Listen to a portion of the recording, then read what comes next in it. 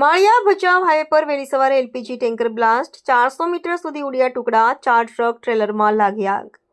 આજે વહેલી સવારે 5:34 કલાકે માળિયા ભચાઉ રોડ પર જૂના કટારિયા બ્રિજ નજીક ભચાઉ તરફથી માળિયા જઈ રહેલા એલપીજી ટેન્કરમાં અચાનક જોરદાર બ્લાસ્ટ થયો હતો। બ્લાસ્ટ એટલો પ્રચંડ હતો કે ટેન્કરના ટુકડા અને વહી લગભગ 400 મીટર સુધી ઉડી ગયા હતા। બ્લાસ્ટની અસરથી રોડની બાજુમાં હોટલ પાર્કિંગમાં ઉભેલા લગભગ 4 જેટલા ટ્રક ટ્રેલરમાં આગ ભભૂકી ઉઠી હતી, જેના કારણે સ્થળ પર તણાવપૂર્ણ માહોલ સર્જાયો હતો। સૂચના મળતા જ કામગીરીમાં ટીમો તાત્કાલિક દોડી આવી। Bhachau fire team, Morbi fire team, GAIL India private limited fire team, Gandhidham ERC fire team, તમામ ટીમોએ સ્થળ પર સંકલિત કામગીરી હાથ ધરી અને ભારે જહેમત બાદ આગ પર નિયંત્રણ મેળવવામાં સફળતા મેળવી।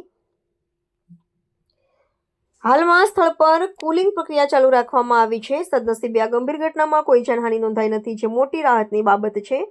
ફાયર વિભાગ, ગેલ ઇન્ડિયા અને ERC ટીમોની ઝડપી પ્રતિભાવ અને સંકલિત કામગીરીને પગલે મોટો નિચ્છનીય બનાવ ટળ્યો છે। રિપોર્ટર મયુર બાબરિયા। મારું નામ deputy chief fire officer Jayesh Daki, Morbi fire municipal corporation. અમને 5 વાગે આસપાસ ભચાઉ કંટ્રોલ રૂમ પ્રવીણભાઈ દાપડામાં 112માંથી કોલ મળેલો હતો અને પ્રવીણભાઈએ અમને મોરબી ફાયરને ઇન્ફોર્મ કર્યું। એના પછી અમને ERC કંટ્રોલ રૂમમાં કીધું અને ગેલ એમ કરીને ટોટલ 4 અલગ અલગ જગ્યાએથી ફાયર ટેન્ડર મંગાવેલા હતા।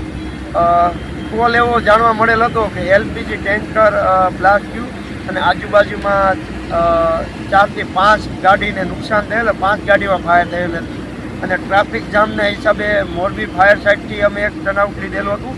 એક મોટી આગ હતી, એના અનુસંધાને ERC ટીમ અને ગેલને ટીમને ભચાઉ ટીમે જાણ કરી હતી। બધી ટીમ સાથે મળી અને અત્યારે સંપૂર્ણ આગ અમે કાબૂમાં લઈ લીધી છે અને અત્યારે અમે ટીમ બધી હવે રવાના થઈ।